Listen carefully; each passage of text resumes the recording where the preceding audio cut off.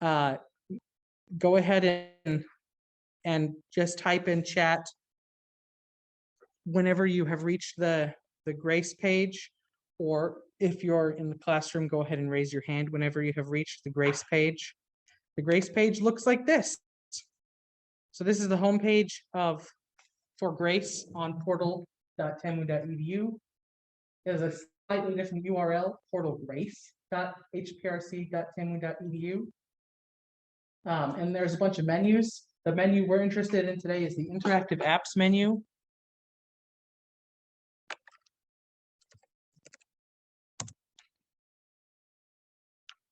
I need to do the same thing. I need to use my two-factor authentication. So I have a phone that goes bling when I hit the button. I'm doing this on my other screen. No need for you to see that. Okay, and now here's mine. Mine looks the same, except, yep, that's exactly what it is. Okay, so whenever we're ready, that'll be on the screen.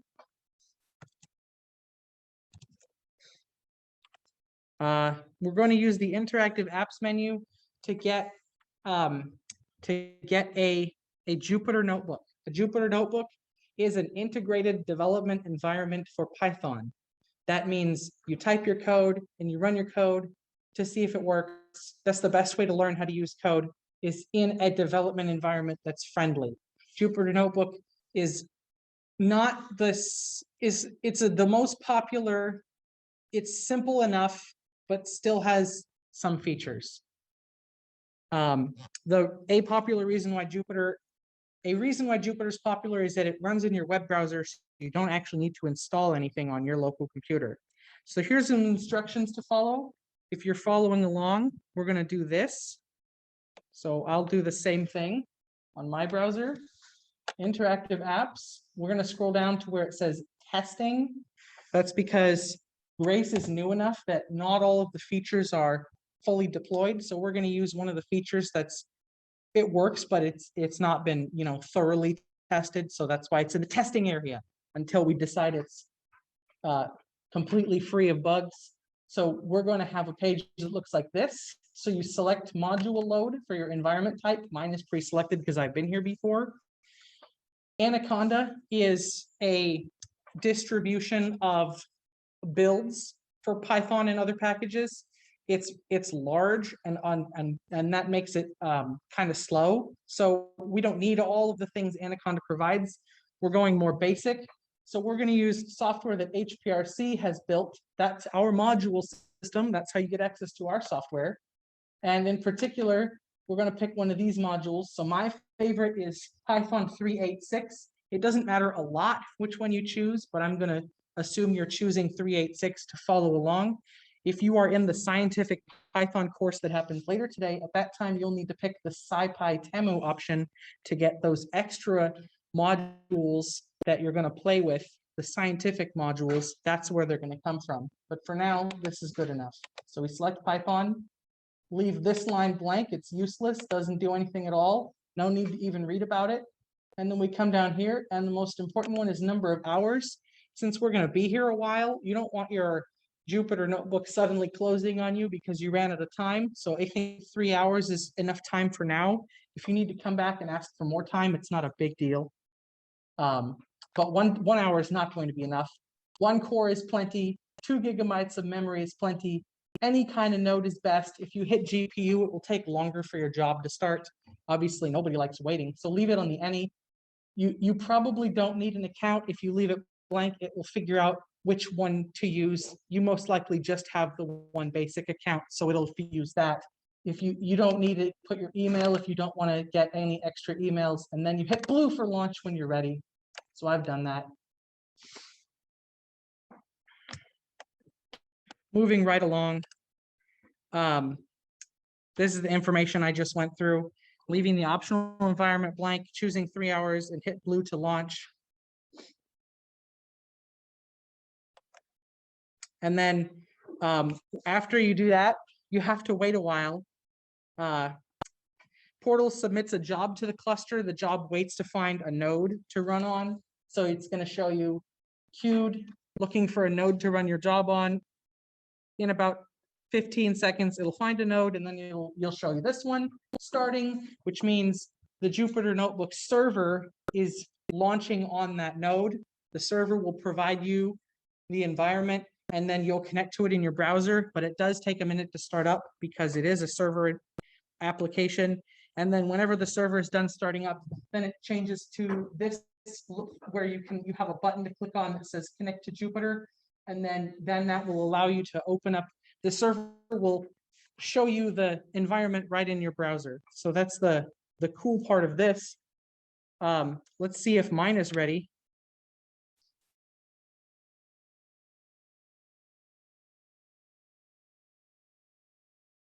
Okay. Mine is not ready because I got a random error. I'm going to try again. Okay, I didn't get a random error the second time, so now I have to go through all the waiting process that's currently on the screen. Waiting. Yes, so someone in chat just got the same error I got. If you got that error, just try again. That basically means the scheduler is like, whoa, everybody slow down, I can't keep up. You can wait your turn and you say, okay, I'll wait a moment, and then you try again. Then Slurm is like, okay, I'm ready for you now. Slurm is our scheduler. Slurm is in charge of assigning every job to a node, but Slurm runs on, 1 or 2 machines, and if everybody asks for a job at once, it's like, I got confused, I can't handle all these requests at once. So whenever this happens, you just try again. So mine finally did find a node. So here's mine. I'm going to click the blue button, and then you get a page that looks like that. We're going to go to the next page of a presentation. So that's what the page looks like. It looks like that. So what's this? This is a file browser. So your Jupyter Notebook starts in a file browser, and this is where we're going to upload that file you downloaded earlier. So if you downloaded that the IPython notebook, it should end in the word portal, not the Colab one. If you're using HPRC, you use the one with the word portal. Then you upload that into your Scratch space, because that's where Jupyter is the file navigator will start in your Scratch area, which is the best place to be. So you upload that file into your Scratch area with the upload button. So there's an upload button, boop, and then the file will appear. It will look like this. And whenever the file is fully uploaded, then you can click on the name of the file to start your let's see, where did I put it? I put it here. I made a folder to start your notebook. Oops, I made a mess. So the notebook will look like this. Well, it will load for a minute. Whenever it's done loading, it'll look like something. Yes. So right now, everybody needs to please do this. Launch the Jupyter Notebook. Whenever you have launched the notebook and you see some words like these that say Introduction to Python, then please raise your hand if you're in the room, or type yes in chat if you are able to get a notebook like this on your screen. 1, 2, 3, 4. Many people have done this. That's good.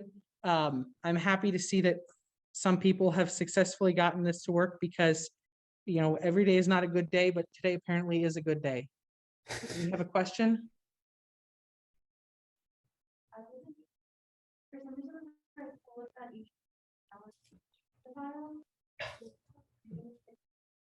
Does it give you like a bunch of random text? No, it just says you have to get one. It doesn't actually have that. Oh, you might be on a different looking page. Let's go back to that URL and make sure that you're on the page, the same page that I was on. That's got it.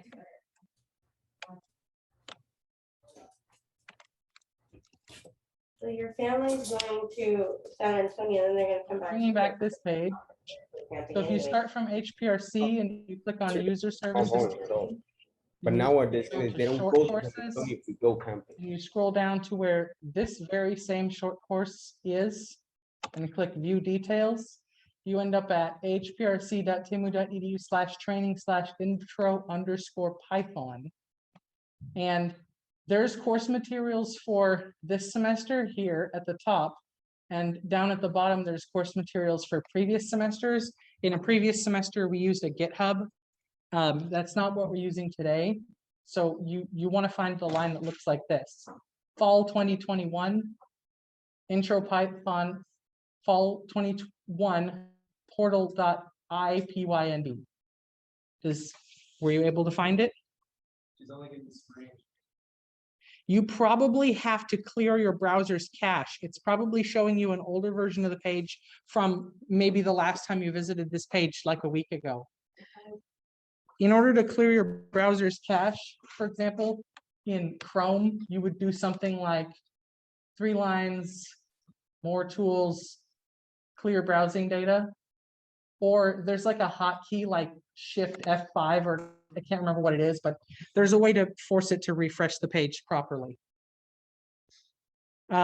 Whenever you catch up, just raise your hand. If I'm happen to be looking, maybe I'll notice, but it's not that likely because I rolled low on perception when I was making my character.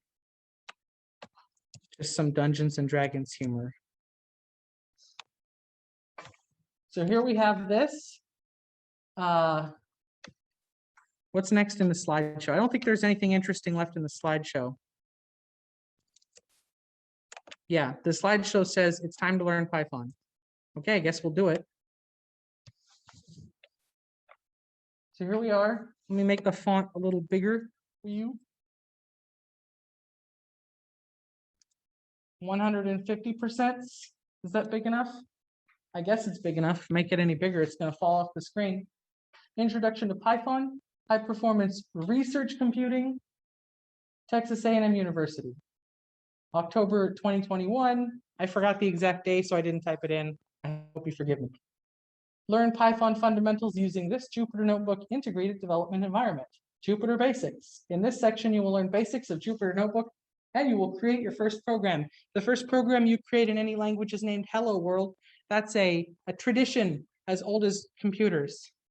I'm sure when they had a punch card, the first thing they did was have it punch out Hello World. Jupyter Notebook is this environment. The environment consists of everything you see on your screen. There's buttons, there's boxes. Let's click on a box. So here's a box named example. This is the text cell. Click on it. If you click on it, it highlights the box in blue. So these are called cells. Jupyter Notebook organizes information into cells. This helps keep your organization, your information separated and organized. You can use lots of cells. You can use one big cell. It's up to you. In this one, I've used lots of little cells. Here we have a cell that says example. This is a text cell with hidden content. Click the button to see the hidden content. Cells like these will be used to hide the solutions to exercises. There will be exercises. Some of them are easier, some of them are harder. Whenever you're doing a harder exercise, the solution will be nearby. If you want to look at it, you can. I'm not going to stop you, but you're supposed to try on your own before you look at the answer. Okay, so example, the cell below this one is a code cell. So click on it. This is a code cell. How do we recognize it's a code cell? We have the little thing on the left that's telling us the word in. So this is input. If you consider the Jupyter Notebook to be a program, input is what you tell it to do, and output is what happens when it does those things. So code cells are considered input into this program. Now, some Python syntax. Lines that start with the hash symbol are comments. They're not considered code. Python will not read them. It will see that there's a hash and just skip the whole line. In Jupyter, color codes it for you. So it colors this one like a teal color to let you know that it's recognized that it's a comment so that your eyes will not be so distracted. The next line has the word print, which is green, and it has some text, which is red. So those are color coding different aspects of Python to let you know that it's found them. It makes it easier for your eyes to read the code. In this code cell, the text is reminding us what you can do with code. You're supposed to execute the code. So there's a couple ways to do that. You can find a run button. If you're in Colab, the run button is on the left. If you're in Portal, the run button is up here. And then you can select the cell by clicking on it and then do Control Enter, which is the same thing. And every time you execute a cell, the number appears to show you this is the second time you executed a cell in this notebook. So the numbers will increase as we go. If you scroll back, then you'll see earlier numbers. They're not that useful, but that's what they mean. Now, what this particular code did was it copied the text in red down to this area here. This is called the output. The output, of course, it goes with the input. So the input corresponds to this output. The output appears beneath the cell. In this case, all it did was it copied this red text and put it beneath the cell. But the output is not color coded because the output is not code. So therefore, it's just black. How about an exercise? Let's create a text cell. So you click on the exercise cell to select it, and then we're going to follow the instructions. We're going to use the Insert Cell menu, and something appears here. This is a code cell, but the exercise was to create a text cell. So let's keep reading. It says use the cell type menu, and the word here is markdown. Markdown is the code language of text cells.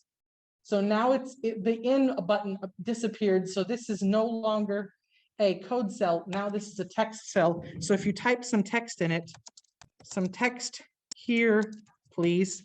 It doesn't quite look like beautiful formatted text. That's because even though we don't call this a code cell, it's technically code. It's just Markdown instead of Python. So to make it formatted, you have to execute this cell as well. And now your text cell has the beautiful font that the rest of them have. This is not so important, but I wanted you to show if you're in Colab, then there's a button that says plus text, which you get to skip a little bit of these steps because you go directly to having a text cell. So let's do exercise your first program. So click on the cell that says exercise your first program to highlight it, because whenever you highlight a cell, that determines where your next cell is going to appear. So you click on insert cell below. Now we have a code cell that we can start putting code into.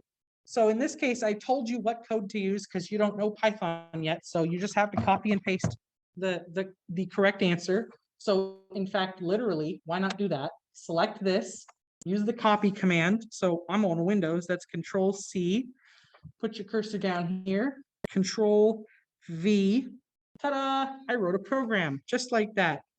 So then it says execute the cell. I'm going to click run. And now the output appeared. So the output is hello world. It's just the same thing that was in the red area, which is the same thing the last program did, except now you did it. If you don't want to do hello world because you're a rebel, no way, I'm not doing it. Perfect. No way, I'm not doing it. Spelling is optional. Well, okay, spelling in the quotes is optional. Spelling the word print is mandatory. You do have to spell the word print correctly. So some fun facts. The stuff in red is called a string. And the stuff in green, the word print, and the parentheses, this is called a function. We'll talk about those later. How about something a little bit more fun? Exercise, print multiple times. So because you don't know Python, I just have to give you part of the code. You can finish the code. So if you just look at this text cell, and try to guess what it's going to do, and there's some instructions. Let's follow the instructions. Enter some text inside the quotes within the print function and execute it. So you should be able to read the cell, find the quotes. Here they are. And put some text in there. So what text would you like to put in there? You make a choice. Anything you think is funny. Knock, knock. That's funny, right? That's a joke. Jokes are funny. So I'm done putting text in there. So let's click the run button and see what happens. Oh my goodness, I done annoyed myself. Too many knock knock jokes. So the things that I have shown you in here we'll cover in more detail later. For now, it's magic. But later I'll show you how these pieces actually work. Exercise, someone else do the work. So hello world is so much work. Control C, Control V, who has time for that? Just let someone else write the program. So in Python, if you want to use code someone else has written and published and is publicly available, then you would need what's called a module. And then the way you bring their code into your notebook is with the import statement. So I have written here import. The name of the module is 2 underscores hello 2 more underscores. That's what somebody decided to name their module. So if you just click the run button, we're going to get hello world. Somebody else has written the hello world program for you. So you don't have to write it if you just want to do import hello. In this case, it's not that much of a savings, but you can imagine if the program was very complicated, then this would be a pretty significant savings. So that's how you do that. This is pretty simple. This being a simple thing to do is one of the reasons that Python is popular. Not every language is quite that simple to borrow other people's code. One more exercise that teaches the Jupyter Notebook. We're going to do file save. In this one, it's named save and checkpoint. We're going to do reset the program. So if you reset the program means that this number goes away because it forgets you have ever run a cell before. That's what the reset the program means. So let's do kernel restart. I'm just going to click restart. All variables will be lost. We'll talk about variables literally next. You can see it on the bottom of my screen. It's coming in a moment. So if we restart, then okay, the number didn't go away, but let me show you something. If you run the cell again, it starts at 1. So the counting starts over, which means Jupyter forgot everything you've done. Wait, who are you? I don't even know who you are.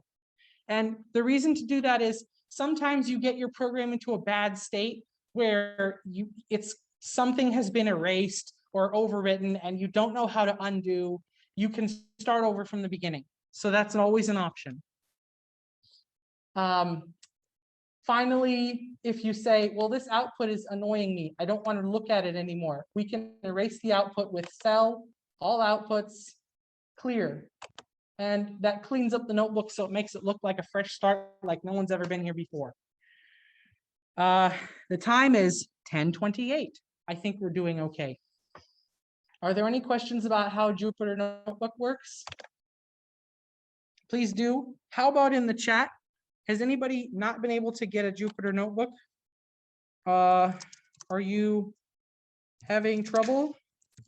I can't tell if you're having trouble.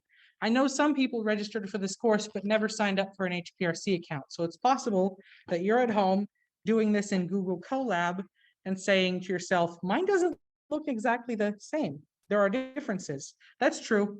I made this exercise twice because I wasn't sure which method we were going to use. But then I decided. Time to move on. Where's my mouse? There it is. So the next topic is variables. Variable is the most important concept in any programming language. Variable is how computers remember things.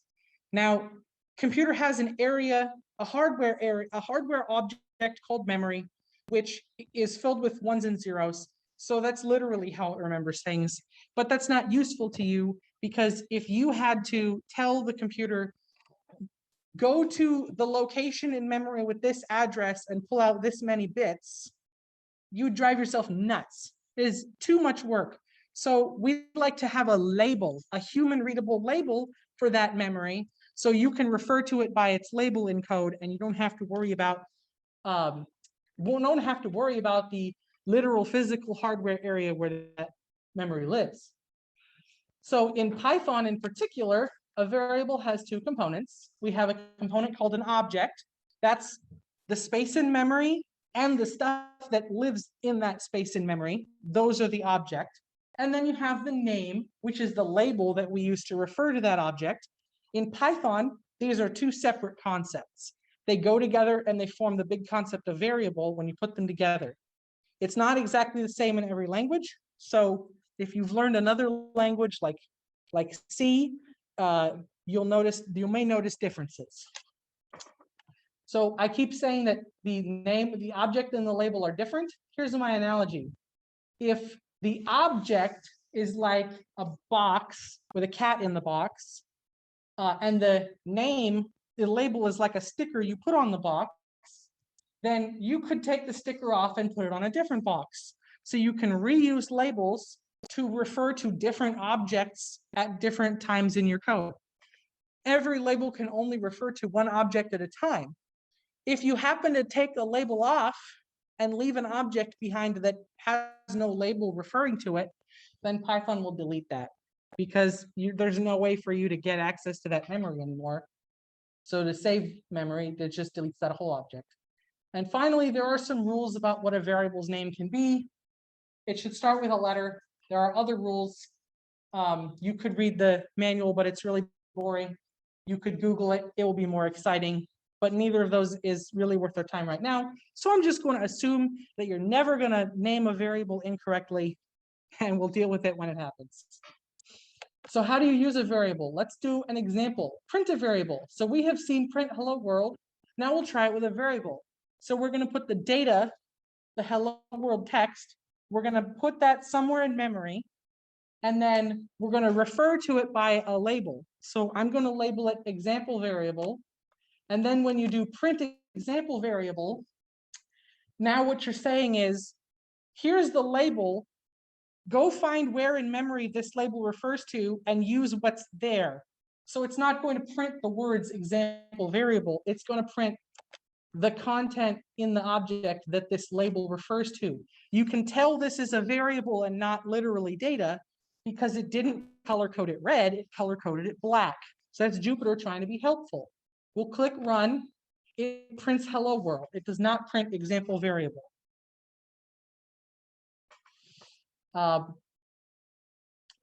Now there is something in this cell I didn't talk to you about, which is the equal sign.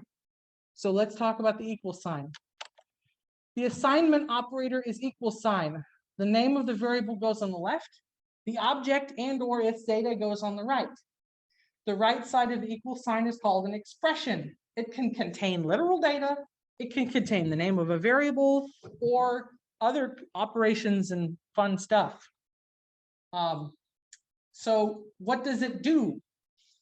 It creates an object, puts the data in the object, and then makes the label on the left refer to it.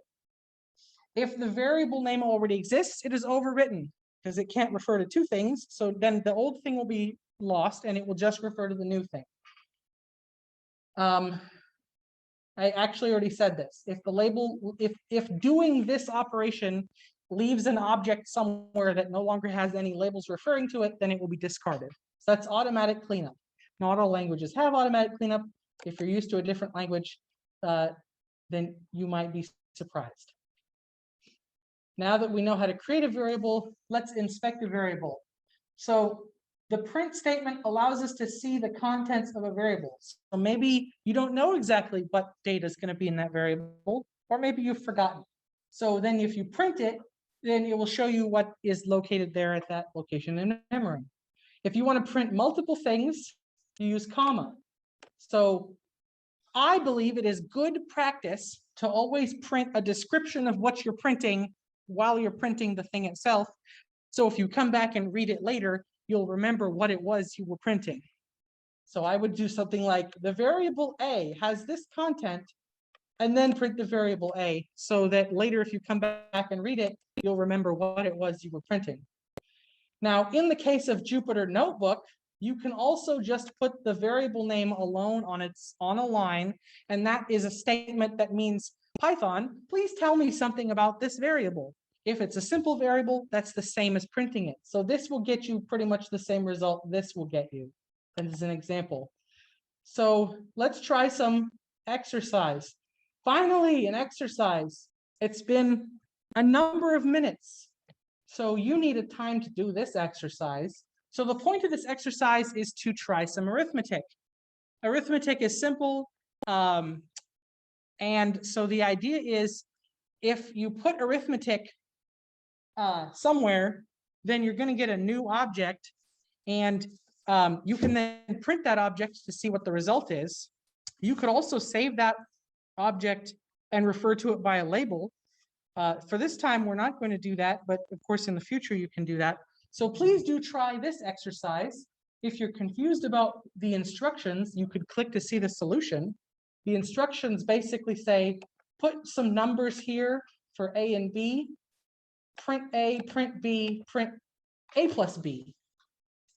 So we would like to know, what does it do when you print A plus B? Sometimes the best way to learn a language is by experimentation. What's going to happen? Try it, see what happens.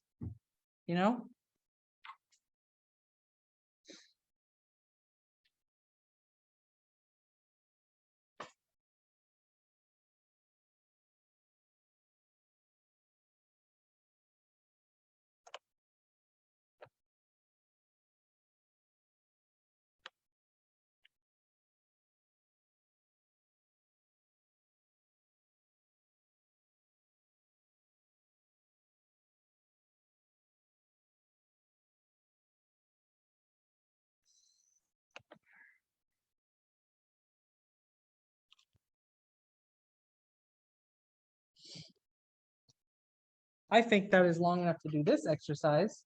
So I'm going to click to see the solution. I can find my mouse. Mouse is where? There it is.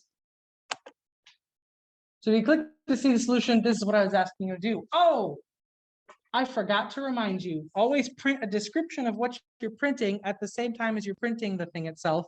So if you come back to read it later, you'll remember what it was you were doing at that moment. Otherwise, it would just print 1, 2, 3, and you would have no clue which one corresponded to which expression. So this is a good habit to be in.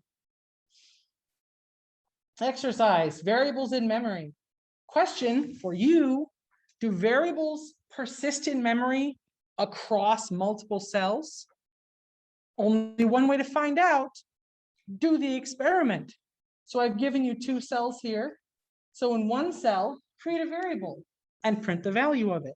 In the other cell, change the value of the variable. So here's an example of how you might do that. You might do A equals A plus 1. That's kind of a funny thing to write. It kind of looks like a very wrong equation from algebra that your teacher would say you definitely made a mistake. But remember, equals is not the equation operator, it's the assignment operator. So it changes variables. So A equals A plus 1 is not a statement that those 2 things are equivalent. It's a statement that says we're going to change A. The new value of A will be whatever the right side of the equation computes and evaluates to. So if A was 1, then A plus 1 would be 2. Then you would go and store that in the variable A. So at no point is this considered to be an equality statement. There will be equality statements later. So if you do this exercise, I didn't give a solution because you just have to copy and paste. So let's copy and paste this code down here. Does it work? I don't know. We're going to find out. It's actually not going to work for a reason I didn't quite explain, which is that this comma is nonsense. The comma does not mean these are 2 separate statements. The comma means Python has no idea what you're talking about. So if I try to run this, it's going to say syntax error. I don't know what you're talking about. The correct way to have 2 statements in Python is to put them on their own line. So that's what you were supposed to do. Yes. So in the previous example, the solution did show that you have to put these, oops, what am I doing? That you put all these statements on their own lines. So we have to do the same thing here. Put these statements on their own lines. So let's run these cells. So we'll run this one. A is 1. Now we run this cell. A is 2. The experiment is try it again. If you keep running this cell, A keeps changing because every time you do it, A changes. Let's go back up here. A still 1, and now we come back down here. Oh, A is 2 again.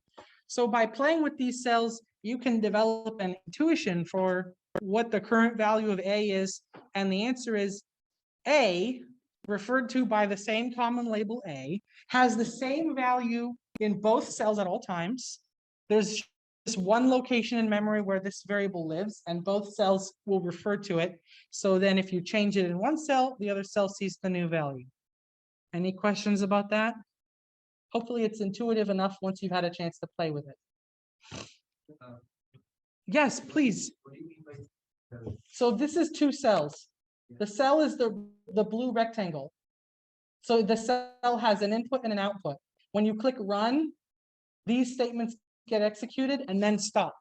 So How is the concept of cell? cells are useful in development because they allow you to execute just a few lines of code to see what happens. If you were writing a program to be deployed to somebody's phone, you would not use cells.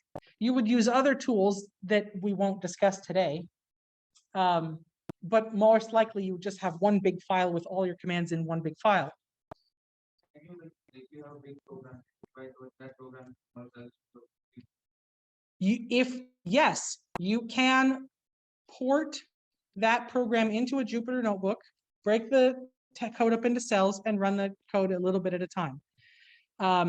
That's something you would do if you were developing new code, which is kind of what we're doing because exercises are kind of like developing new code. The point of the cells is to allow you to do a little bit of execution at once to see what happens.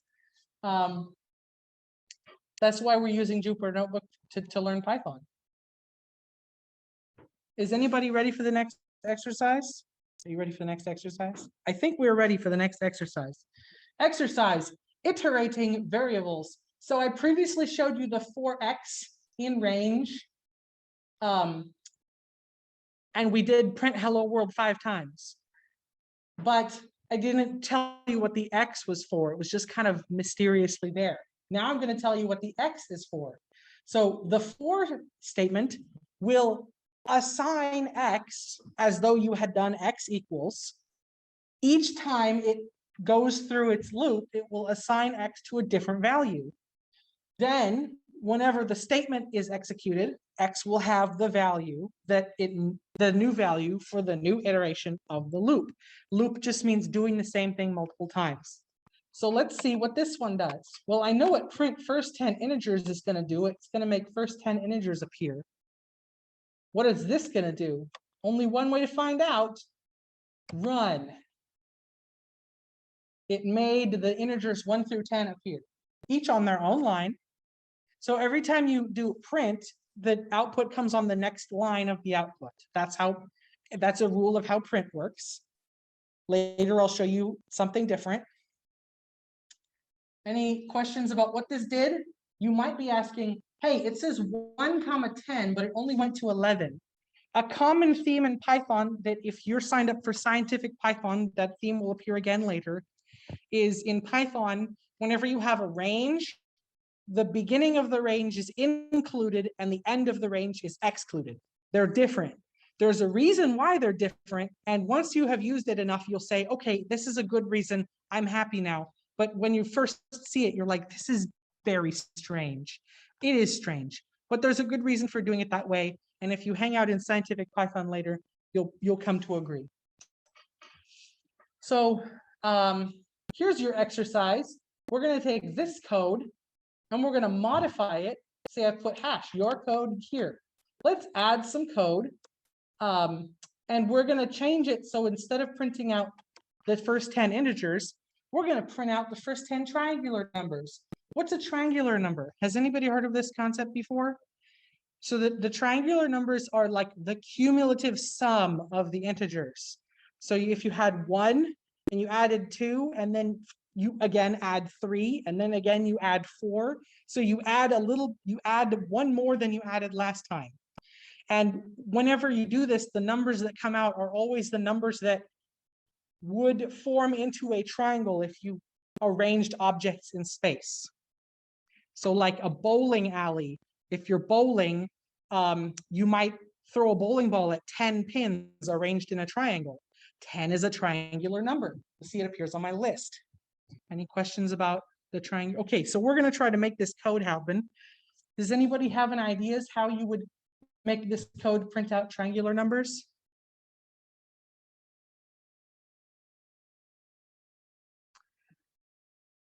If you have thoughts, you can speak. Otherwise, you can just try it on your own.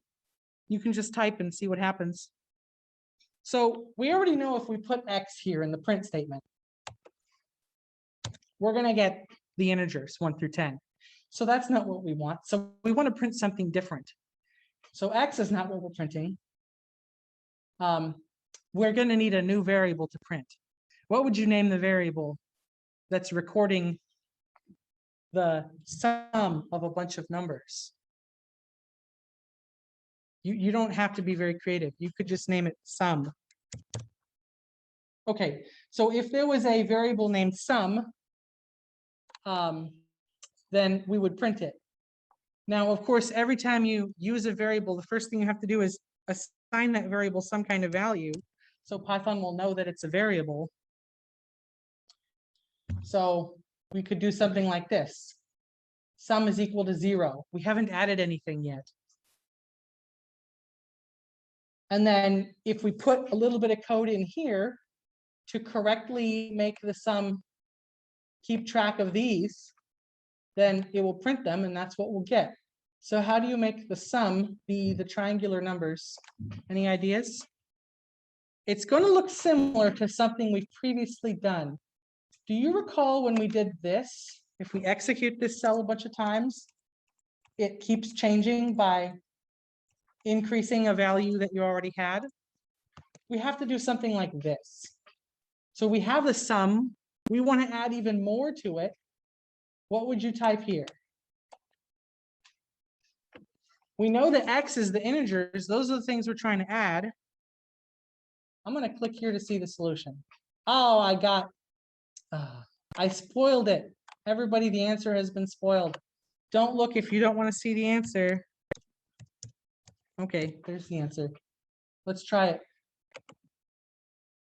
Did triangular numbers come out?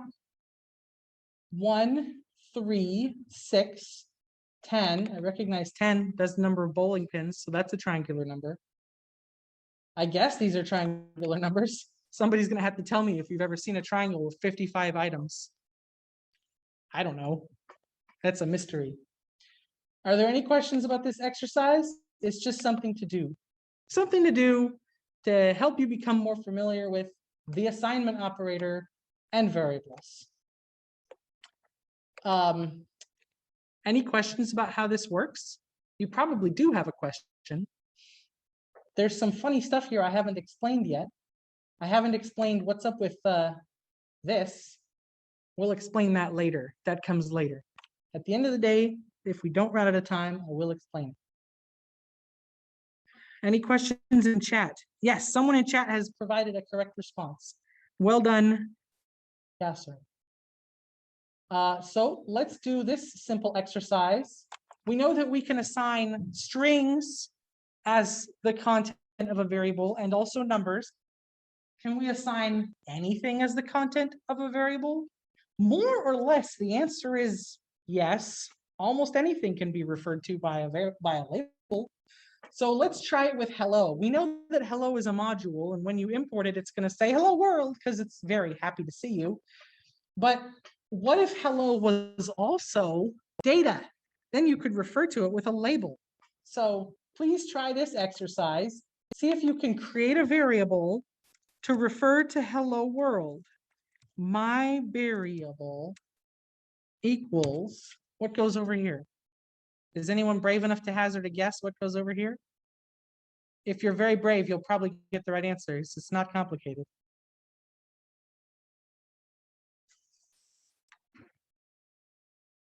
It's so hard to get people to speak up, especially when half of them are on chat. Anybody in chat has any ideas? Has any ideas? What belongs here in the module as a variable cell? What are we going to do?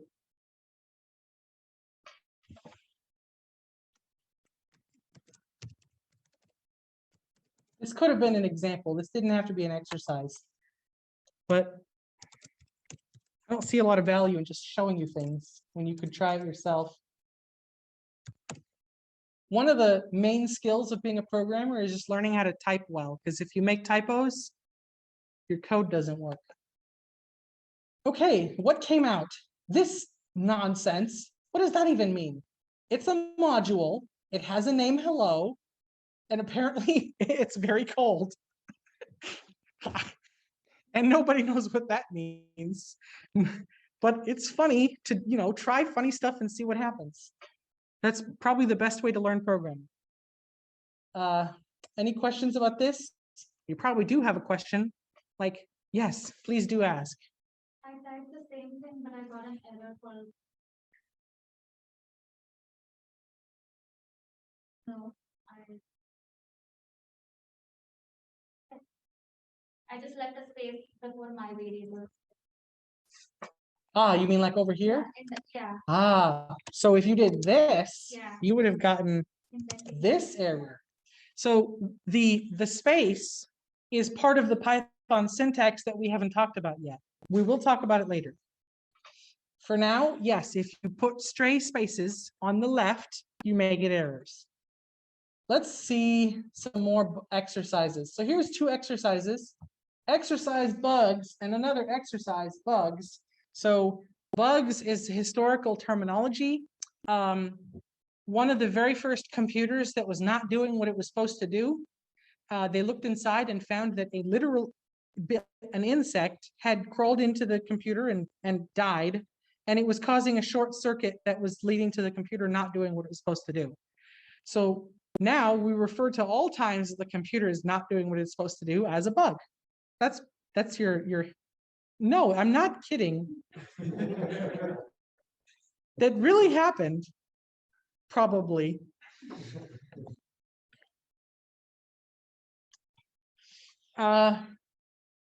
So what's wrong with this? Strategy number 1, when code isn't working, what do? Well, you should run it anyway and see what happens. Error. What? Name cheat codes is not defined. So how do we fix this error?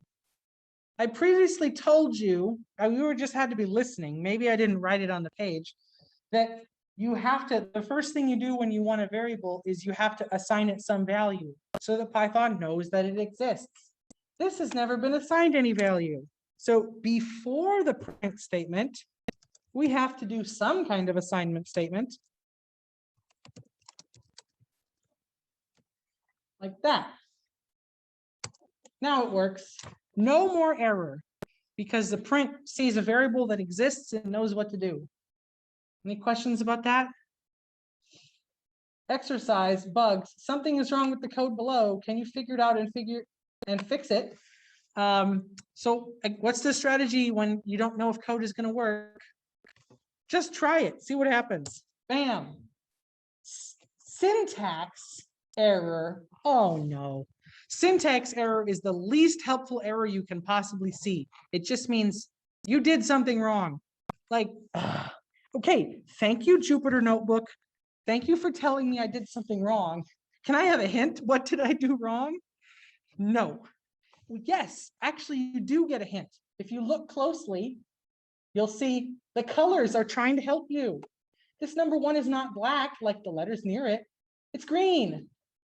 Remember, the numbers were green up here when we were doing arithmetic. Arithmetic numbers. So it's telling you, oops, I went too far. I didn't recognize this as part of the name of the variable. I recognize it as the literal data, the number 1, which means that this is not a variable name. This is some nonsense involving a number and also some letters. So how do we fix it? Anybody know how you would fix this? Yes, we have to change the names. So if I click here, variable names can't be given numbers. So in my example, I replaced the copy and paste because all programmers are cheaters, right? Why would you ever do work when someone else has already done it? Now this code works because the variable name begins with a letter, so it's a valid variable name. Any questions about that? This is the kind of thing that is always going to get you because you're going to go like, I couldn't believe I'm not allowed to name my variable this. Unbelievable. Okay, so far we've seen that variables can refer to different things. Now we have to talk about that. Variable types. A Python A variable in Python has different properties depending on what kind of data it represents. So for example, if the variable represents a number, we know we can do arithmetic with numbers. But if the data represents text, which we call a string, then we can't do arithmetic with strings. That's meaningless. So Python has to know what you're allowed to do with that variable, and therefore it has to know what kind of data it is. And it keeps track of this for you. That's very helpful. Quietly, which means if you want to know what it is doing, you have to ask. We'll talk about that in a moment. So first, here are some common types of data. We have numbers, we have text, and we have true and false. So numbers, there's two kinds of numbers. We have integers. You know integers because they don't have a decimal point in them. And then we have the floating point numbers. That's everything that has a decimal point in it. You can do arithmetic with both of them. Text, we recognize that text is a string of sequence of characters. They're easy to spot because they live inside of quotes. You can either use single quotes, double quotes, or triple quotes. They're all valid. And you can do a lot of things with strings. Here are some examples: concatenate, format, slice, search. But we won't be talking about those today because we have priorities. So strings, you can do a lot with them in a future lesson. True and false. So the name of a variable that can be true or false is Boolean. Sometimes the values 0 and 1 are used instead of the values true and false. So here are some examples. So this cell has a bunch of variables that are, various of the 4 types I talked about. So if you do Control Enter, well, it doesn't give an error, but it also didn't print anything because I didn't put any print statements there. So A, 1, no decimal point. This is going to be an integer. B, there's a decimal point. So that's going to be a float. C, D, and E are all the exact same string. They're all the characters of hello. This is just written in 3 different ways. I just wrote the hello string in 3 different ways: single quotes, double quotes, triple quotes. And here we have the variable f, which is a Boolean, and its value is true. So you see I spelled out true, but it's green, which means it recognized it is not text. It's the other kind of value, the true false kind of value. So now that we know how to create these variables, let's inspect them. We have a type function that allows us to see what data type a variable is. So suppose we have a variable named A, then you would use the type function to get its type. And then you would print its type because, of course, you want to see it. You don't just want to, send it to the laundromat or whatever. So the output will look like class and then the name of the type. Oops, my bad. I clicked too many times. So the type keywords for these common types: int stands for integer, float stands for floating point, str stands for string, and bool stands for Boolean. So let's use that. Let's do an exercise, inspecting some types. So your exercise is fill in this with different types from the list above of stuff like how we did up here. Put stuff like this in here and execute it and see what type comes out. So it's not much of an exercise. So let's try a really big number. That's hilarious. What kind of variable is that? It says it's an integer. What if we just put a decimal point on the end? Now it's a float. So it's the same physical quantity, but now because I told it that there's a decimal point, it has to keep track of that. So now it's a floating point number. What if we take this object and wrap it in quotes? Oops, too many quotes. They have to match. Single on the left, single on the right. Now it is a string, so it no longer is trying to understand this as a number. Now it just says it's a bunch of 9s and another thing as well. You want to see some funny nonsense? I'm bored, so I'm going to type in things that don't make sense. None. None is a class none type.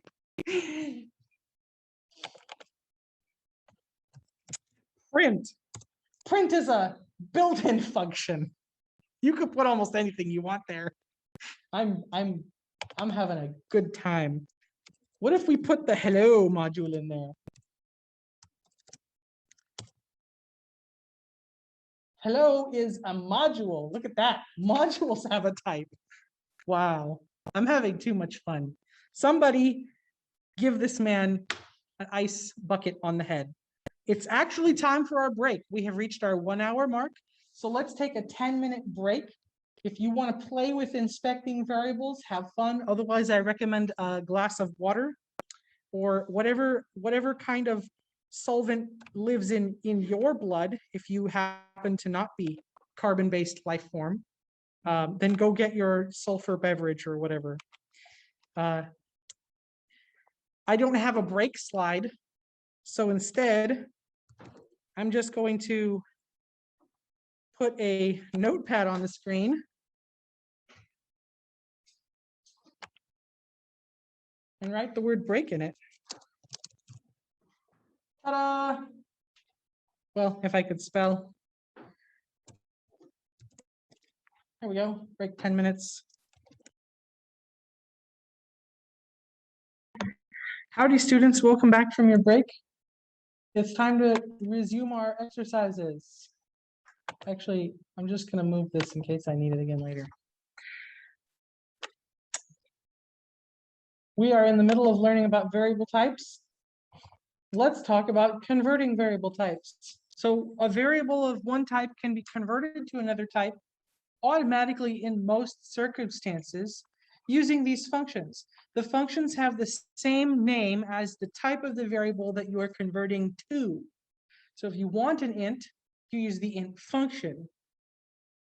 Now the int function will look at whatever you provide, and if it can figure out how this could be an integer, then it will convert it to an integer.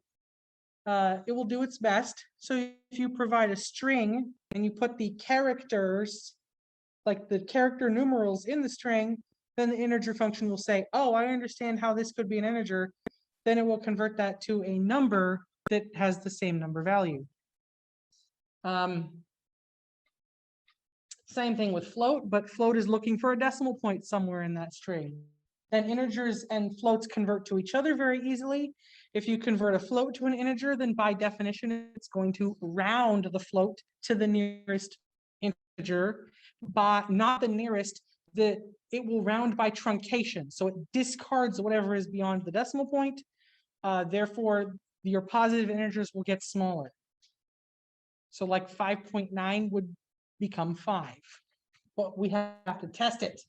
Let's test it. So here's an example.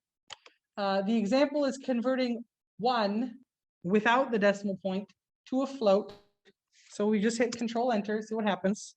Or wait, what, did I not do it right? Okay, there we go. So if 1 was a float, it would be 1.0, which is the same mathematical value but in different representation.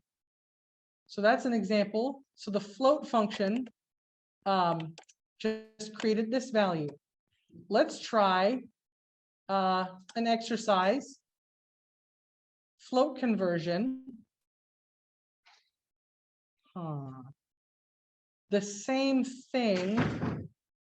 Okay, I didn't give you a chance to try integer conversion, so we're going to have to create that exercise if you want to do it. Cell, insert, cell below. Let's try integer conversion. Let's try b equals some floating point number, 5.6 maybe. And then we'll print b convert to int b. Does that seem like convert this? Well, I didn't put exactly a good spelling in the string, but that's just a string, so it's not going to matter. Let's see what happens here. So 5.6 converted to integer 5. So it rounds by truncation if you want to convert something to an integer that is in fact a decimal number. There you go. Just trying to show you how that works. You could try other cases. Here's a fun question. What happens if you round a negative number to an integer? will it become more negative or closer to zero? Nobody knows. Only one way to find out. So moving right along, what if we wanted to convert some text into a number? Oh, you want to know the answer? You have a terminal in front of you. Why not try it? You guys, I keep telling you, the best way to learn is to try things and see what happens. Text. So let's spell out a floating point number. So the exercise is spell out a floating point number in scientific notation. So scientific notation looks like this. Digits, decimal point, more digits, lowercase letter e, which stands for times 10 to the power of, and then more digits. And that will give you either a very large or a very small number, depending on what you put after the e. So that's your exercise. Let's try it. So how do we put a floating point number in scientific notation in a string type variable? Well, then we're going to need the quotes because you recognize strings have quotes. So let's go triple quotes, feeling spicy. So triple quotes, 2.2 E 99. Okay, so that is an absolutely enormous number. I don't know the name of that number.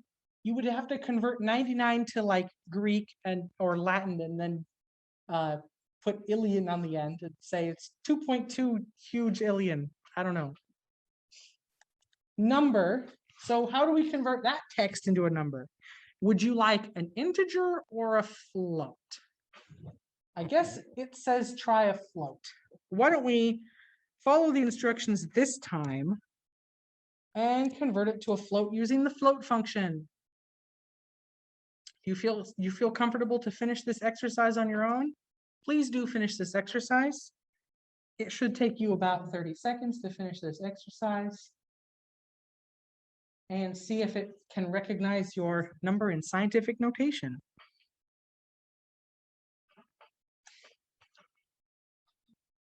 All right, fine. I got curious. I'll go ahead and run the negative integer exercise. It rounded to -5. Okay, so the truncation rounds towards 0. Now we know.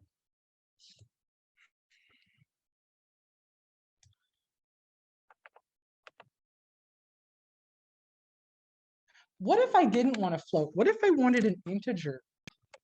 I wonder if integer can handle such a large number.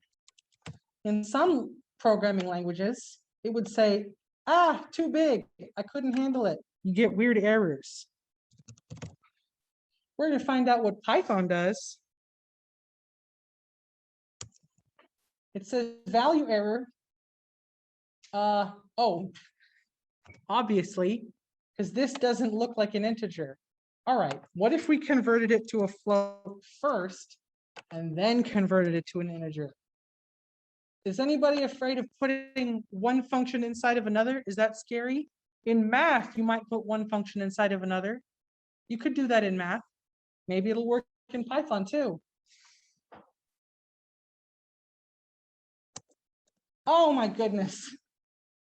Okay, so two things happened. One, this is an enormous number. Two, it's not exactly what I typed in. Have you noticed it? I typed in 2.2 times 10 to the 99. So therefore it should be 2, 2, and then a bunch of zeros. But that's not what I got. I got 2, 1, a bunch of 9s, and then a bunch of more nonsense.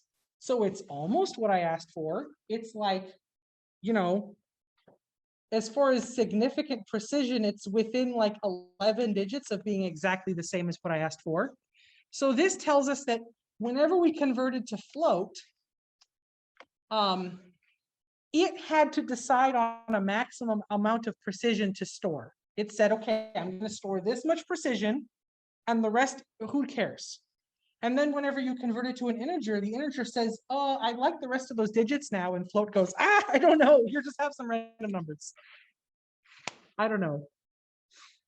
So the danger of working with floats is they do not have unlimited precision.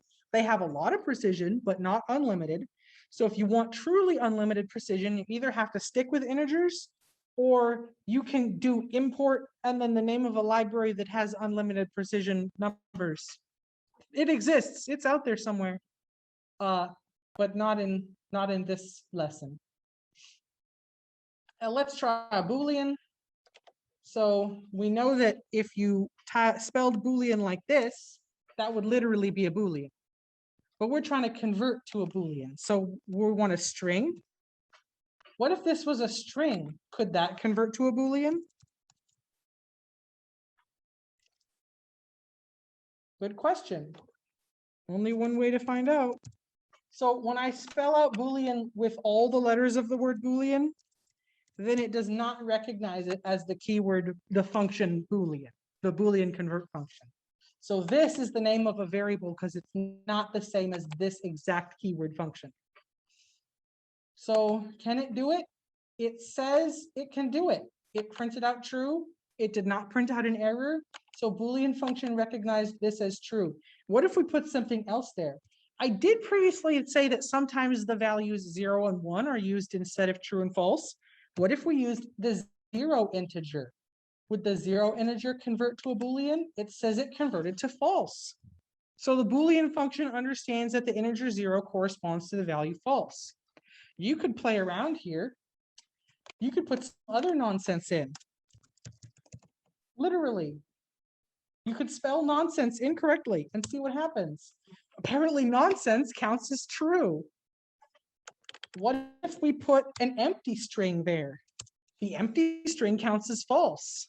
You should have some fun. Put something unexpected in there and see what the Boolean function makes of it. Have you tried? We haven't tried a float. We haven't tried a function. Print. The print function. We previously saw when we were doing the type exercise that print is a thing that exists and it has a type. Its type is built-in function. So if we refer to it with a variable and try to convert it to a Boolean, it's apparently print counts as true. Basically everything counts as true or false. Just which one is which, we're going to discover by experimentation. Hey, I showed you none before. None is a good candidate for false. Yep, none counts as false. Click here to see solution. Okay, hint. Okay, oops. So the hint is the number 0 and the empty string are two cases that convert to Boolean false. You may choose to use that information later in your life, or you may forget it immediately. Now that we've talked about variable types, let's talk about arithmetic.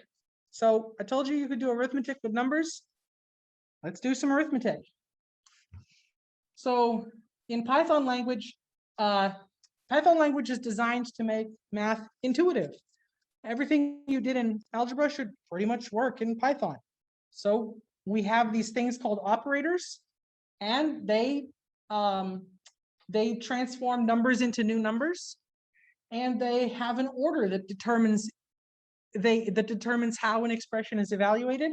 So the order of operations applies to these operators. So here's a list of some operators. So first we have parentheses. No one should be surprised by this.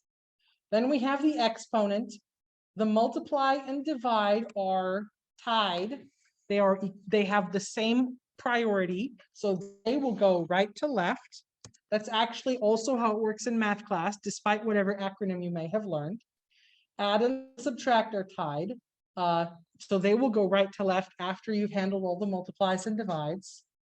And here are some more operators. I'm showing you a thing called equality, not equality, and then here are some inequalities. So those, I call these collectively the comparison operators. The comparison operators are operators in Python, which means they do what? They turn numbers into Booleans. So just like math turns numbers into numbers, the comparison operators turns numbers into Booleans. And then finally, I have reminding you here, the assignment operator is also an operator, but it is not the math equality, it's the assignment operator. and its order is last. So all other expressions will be evaluated before you evaluate the assignment operator.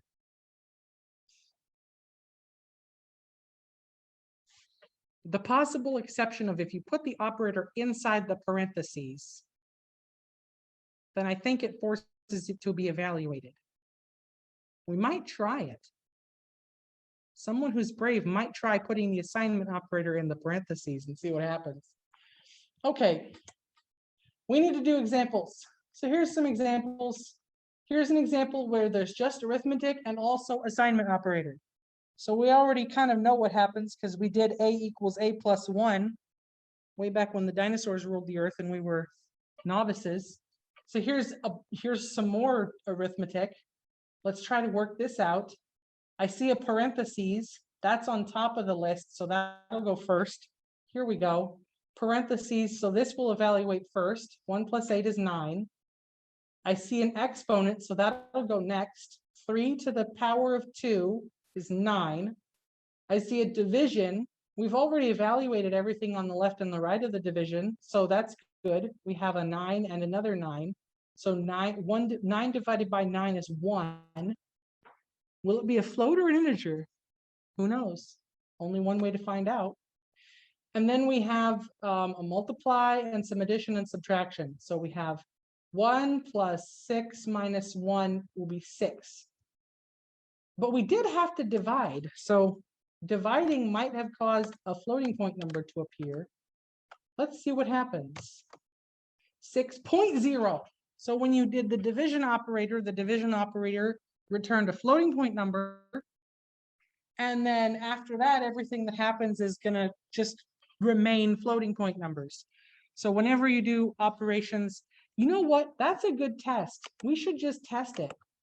Because I made a claim and I didn't prove it to you. Let me prove it to you. So if I do 1 plus 1, and then I ask you, what is the type of it? It's going to say that's definitely an integer. But if I do 1 plus 1.0, what is the type of it? That's definitely floating point. So operators will respect a floating point number and carry that type through if they can. That's a general rule for these operators. Any questions about what I just said? If it doesn't make sense, don't worry about it. Someday it will make sense.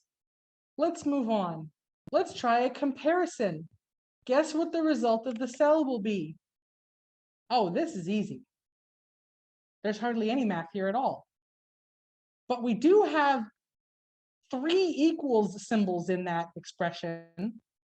A 1 by itself and then 2 together. So which one is which? Who remembers? If you don't remember, just scroll up. So which one is which? Double equals means equality. Single equals means assignment. Equality comes before assignment. So what do you think will happen when I run this cell? What's going to happen? Anybody know what will happen when I run this cell? It will definitely give true or false. Will it be true? It will be true. It is true. So what happens is it evaluates all the math. So it's just 3s. 3 equal 3.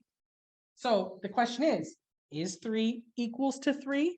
So the comparison operators ask the question, and then they give a result, which is a Boolean.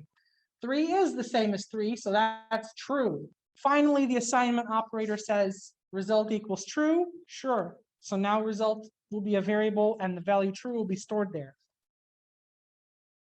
Any questions about that? We have other comparison operators, but I don't feel like going through all of them because they all have the exact same behavior. You just need to know that comparison operators create Booleans. That will matter if you're doing scientific Python later today. Is the expression, here's an exercise. I would like you to tell me which of these 2 expressions is greater. So is the first one the greater one? Is 3 multiplied by itself 11 times, in other words, 3 to the 11 power, is that greater than 2 multiplied by itself 15 times, in other words, 2 to the 15 power? So you're gonna have to remember how to do exponents. You're gonna have to remember how to do a comparison. And if you can put all that together, then you can tell me if the first one is in fact greater than the second one. Is it? Well, I have a solution here. Should I click on it? Who thinks I should click on the solution? Who would like to try it? Someone would like to try it. You can have time to try it. How about in chat? Chat on Zoom. Which is greater? Is it the first one?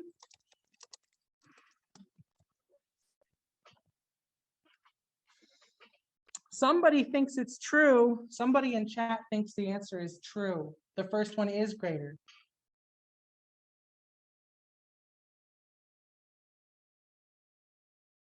Have you had a chance to try it? Okay. Do you want me to put the answer on the screen? I'm just gonna copy and paste because programmers are cheaters and we're lazy and we copy and paste things. True. Okay, now you know. Logic. Logic is basically arithmetic. At least that's how a programmer would see it. We've already seen that the comparison operators transform numbers into Booleans. Now we need some operators that transform Booleans into Booleans. So that's what the logic operators do. So we're going to extend the order of operations table we already had, parentheses, arithmetic and comparisons. And then in this specific order, notice how they're not tied, not and or, finally, always last assignment operator. Okay, so not and or are spelled out like letters, and they turn Booleans into more Booleans. So that allows you to combine multiple comparisons into a single expression. So let's try this example. 2 greater than 1 and 3 equals 4, or 1 greater than 0. We're going to have to use this table because we've got an and. We also have an or. Which one comes first? We have to check. The and comes first. Who would like to hazard a guess what this is going to do? You just have to click run, so it's not that surprising. I think it's going to be true. And the reason I think it's going to be true is or comes after and. So everything on the left is going to be evaluated. And then we're going to do whatever that is, or this is a true inequality. So anything or true is true. That's what the or operator does. If you're not familiar with logic, you're going to have to go back to high school because I'm not here to teach you how logic works. Sorry. So do a logic exercise. We're going to have to bring in a new math operator to do this exercise. I made it a little bit more complicated because I think we're so bored because we've only done simple, boring things for a while. Why don't I show you something new? So here's something new, actually several new things. So I'm teaching you the modulus operator, which is the percent symbol. The modulus operator is the remainder after division. So like, I don't know, 100 years ago when we were children, we learned division with remainder before we learned, the other kind of division. So if you did something like, 20 divided by 7, you would say, well, I can get up to 14 and then there's 6 left over. So that's exactly what modulus is. Modulus gives you that remainder. And therefore, modulus is a really convenient way to test for divisibility, because if two things are in fact divisible, the modulus will be 0. So we're going to use the modulus as our divisibility test to find out if it's a leap year. So there are actually several rules for what's a leap year. We're just going to use 2 of them. Years that are divisible by 4 might be leap years, except for the ones that are divisible by 100, which are not leap years. And there are other rules, but who cares? Because you're not going to live long enough to see them. Now, the next thing is the input function. So we need to test multiple cases. We need to test something that's definitely not a leap year. We need to test something that definitely is a leap year. So rather than rewrite the code, we're going to use the input function to get a new variable, a new value for the variable every time you run the cell. So then all we need to do is print out the result of doing the computation to see if a number is a leap year. You should take a minute to fill in the code. I've already done the input function for you because you don't know how to use it, but you will get to use it. So that's at least something fun to do. So how do you figure out if a year is a leap year? Well, we're going to need to do a divisibility test. So we need to know if it's divisible by 4. So we'll do mod 4. If it is divisible by 4, what will happen? That will be 0. So if it's 0, then it might be a leap year. But what else has to be true? 2 things have to be true. It has to be divisible by 4. What else? Aha, another divisibility test. So then we have to also compute to see if it's divisible by 100. Oops, that's not 100. That's 1,000. Oops, what have I done?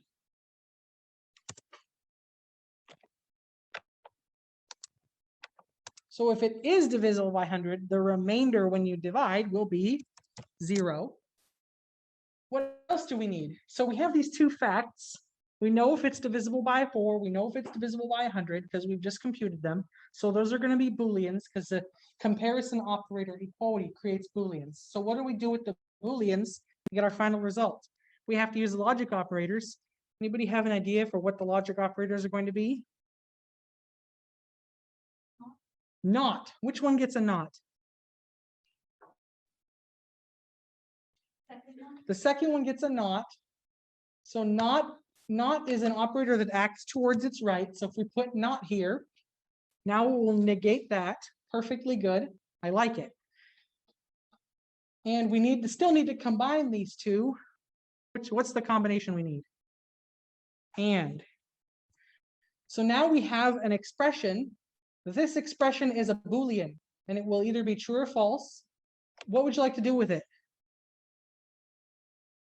Are we going to do anything with this Boolean? I heard someone say print. Does print seem like a good idea? We can't see it unless we put it somewhere, so let's put it in the output of the cell. Are you ready to run the cell? Who's ready to run the cell?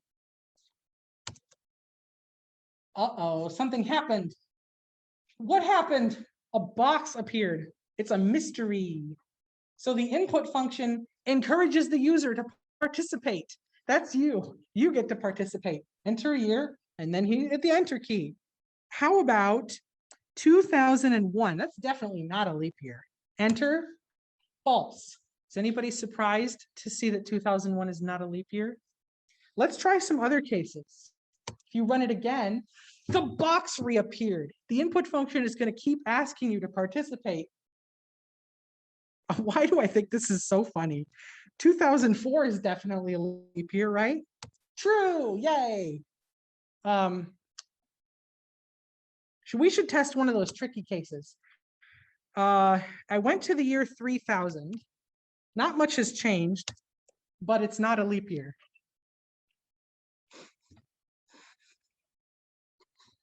According to these rules. I don't actually know if 3000 is a leap year because there's other rules about leap years that I didn't mention. It's possible one of them will come into play. But as far as our machine is concerned, 3000 will not be a leap year.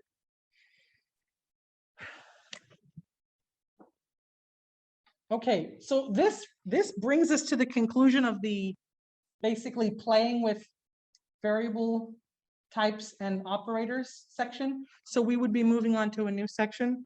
The new section is called using functions. I've shown you several functions. I've shown you print. I've shown you conversion functions like int, and you've just seen a new one. You've seen the input function. That was exciting. Now it's time to learn about these functions. So functions are tiny machines. Like in math, in programming, a function has inputs and outputs.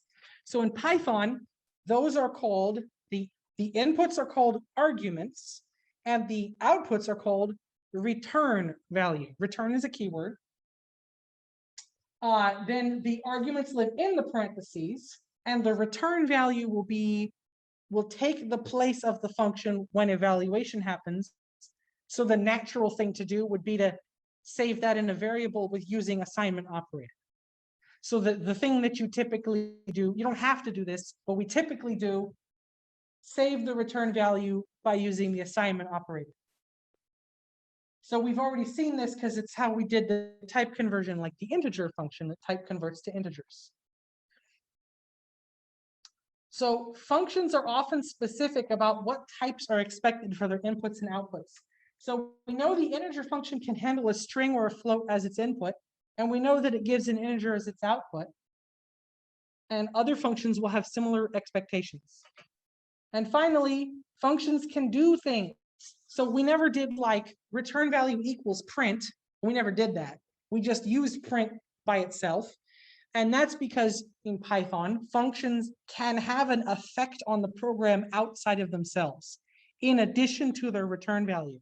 So that, for example, is how the print function works. The print affects the cell output of the cell that it's in. It also has a return value, but we never used it. What does it do? I don't know. Would you like to find out? Only one way to find out. Try saving the return of a print in a variable and see what it is. Arguments. Some functions have multiple arguments. So you can have regular arguments. Regular arguments are comma separated, and they must be in a specific order. And if there are multiple outputs, same thing. You comma separate them and you put them in a specific order. So this is a special case of commas doing something useful in Python. Most of the time you don't use commas like this, but it is a special case. When you're returning from a function, you often will have multiple returns. This is how you get them all into variables if that's what you want to do. Finally, here's the fun part, the keyword arguments, which is kwargs for short. Oops. They come in the form of name equals value, and they don't have to be in a specific order. These are often optional. If they're optional, they have a default value. So if you don't supply the argument, then it will use the value that is the default value. So this is what it looks like, function. And then if you're using keyword arguments, then you would type the name of the argument and then equals, and then you would put a value there, whatever value you want it to have, comma, and then, the rest of them. And in this case, I put them out of order. I put the third one first. That's okay. Keyword arguments do not have to be in order because the name of them already tells you which one they are. So let's see some examples. I told you we would play with the print function. The time has come to play with the print function. So we always, whenever we printed, we would get all of our data on a new line. So when we printed all the variables 1 through 10, they came on their own lines. But does it have to be that way? We can turn it off using the keyword argument named end. So the default value of end is a new line. But what if we set it to the blank string instead? What's going to happen when I print 3 times in a row? But now I have the keyword argument in there with the hello world regular argument. So that's a regular argument, which does not have a name, and it has to be first because regular arguments have to be in order. And also we have a keyword argument, which does not have to be in order, but it does have to be after the regular argument. Hello world, hello world, hello world, all on the same line with nothing between them because I put an empty string for the end. I'm having too much fun. Someone should tell me to stop having fun. Okay, so if you have a new function and you don't understand how it works, in Jupyter, functions come with help cards that tell you how to use them. If you're in Colab, if you're at home following on Colab, all you have to do is hover your mouse over the function and the help card will appear as a pop-up. But the portal doesn't have that by default. We could install it, but for this course, I didn't. So instead, we're going to use the help function to get that information. So you help, you put the function name, no parentheses. Parentheses means I want to use the function. No parentheses means I want you to tell me about the function, okay? So execute the cells below. You have to make sure your runtime is connected. So if for some reason you lost your runtime, just run any cell to get your runtime connected. So let's learn about these functions. How do you use the ABS function? If you were using it, you would do ABS parentheses, but if you just want to know about it, you leave the parentheses off. So it says, here's a built-in function named ABS, and it returns the absolute value of the argument. So it has a regular argument named X. That means you don't provide the name when you call the function. You just put the value first. It has to be in order. Slash, I don't know what slash means. I assume that doesn't mean anything. Do you want to try using the absolute value function and see what happens? Let's see if the help card is of any use. ABS -1, one regular argument. That means you don't provide the name of it. You just put it in order. It did the thing it was supposed to do. Yay, the help card worked. It told me something helpful. Let's learn about the exec function. What does the exec function do? Does something. I don't want to try it because it's kind of complicated, but we can just evaluate, we can answer some questions. What kind of arguments does it have? Well, let's see. Source, that's a regular argument because it does not have an equal sign. So that means you just put the value, you put it first because it has to be in order. And then there's a couple of keyword arguments. We have a globals and a locals. That's nice. So now we know we can do exec a value, or we could do exec value, comma, and one or more of these keywords. So those are both options. They do have default values, which means if you don't provide them, the function should still do something. I'm not going to read about what it does because it's a little bit complicated. How about the open function? Let's read about the open function. Oh dear, you can see it's so large that a scroll menu appeared, and you have to scroll for 1,000,000 years to read all of it. You're not going to read all of it. Let's just figure out if it has keyword arguments. So it has one regular argument that must come first. So you put a value, and it has a whole bunch of keyword arguments. And we're not going to read about them because that would take too long. I just wanted to give you an example of how to find out more about these functions. And so here's the solution, which is if you were reading along at home, this is the same thing as I've just said. Here's what you need to know about these functions. Let's do an example. So here's a new function, ORD. What does it do? It's a mystery. Well, only one way to find out what it does. Bam! Okay, so input is a string that is a $, and output is an integer that is 36. So, well, we know what it does. It made the number 36 happen. But why? Why did it do that? Only one way to find out. We need to read about it. So please do read about the ORD function, and someone tell me why it put the number 36 on my screen. So how do you make the help function tell us about the ORD function? ORD. Do I put the parentheses there? Help needs parentheses because we're trying to use help. ORD does not need parentheses because we're not trying to use ORD. We're trying to learn about ORD. So what does it say? It says, return the Unicode code point for a 1-character string. Has anyone heard of Unicode? Unicode is a table on the internet. It's a big table full of characters and they're numbered. So like character number 60 would be some letter of the alphabet, and so on and so forth. And it goes up into the millions because we have so many languages these days that we're never going to run out of characters that we need to have a number for. They started making rules like you can invent your own character and automatically you'll get a number for it. Stuff like that.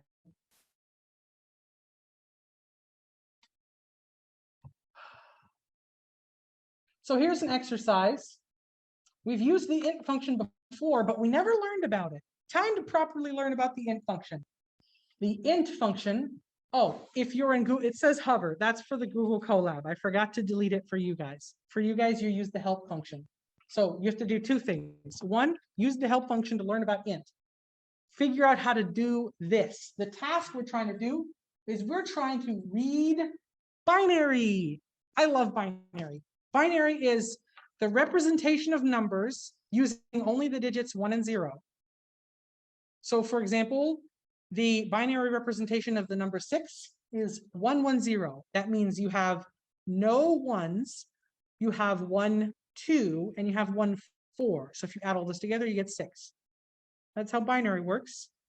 I can count in binary on my fingers. Oops, kind of hard. You have to train your brain how to do this.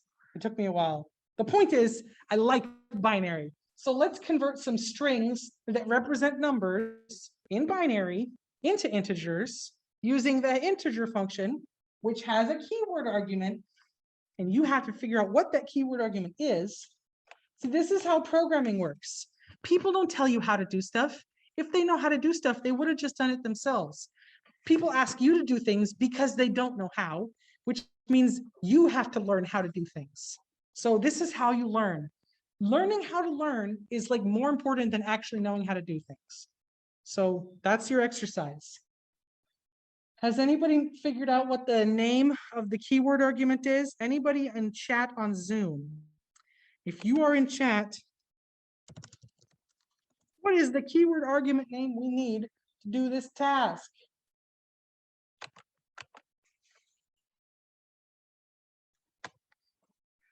Help. Int. Please. Aha, look, it says there's 2 ways to do it. You can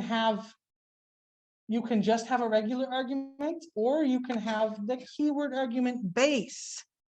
The default value of base is 10, also called decimal, also called how normally numbers are in the wild. So if a base is given, then it must be a literal in the given base. Well, we know how to do that. We have one right here. Oops. 110 is the literal of 6 in the base of 2. Binary is also called base 2. Does anybody know that binary is base 2? So let's try using the base keyword argument. So base keyword argument goes first or second? It has to go second because the regular arguments come first. So what goes here? We're trying to convert a string, right? Where's the string? It's this one. Copy, paste. And what's the base that corresponds to this string? The number 2, the base 2 is binary. That's because there are 2 kinds of digits, the 0 and the 1. Base 1 would be tally marks. You just, every time you make the number bigger, you add another scratch. That's base 1. Base 1 is not very useful. It says it's 6. It recognized the binary string. That's so cool. I'm sorry if I'm too enthusiastic. I just really like binary for some reason.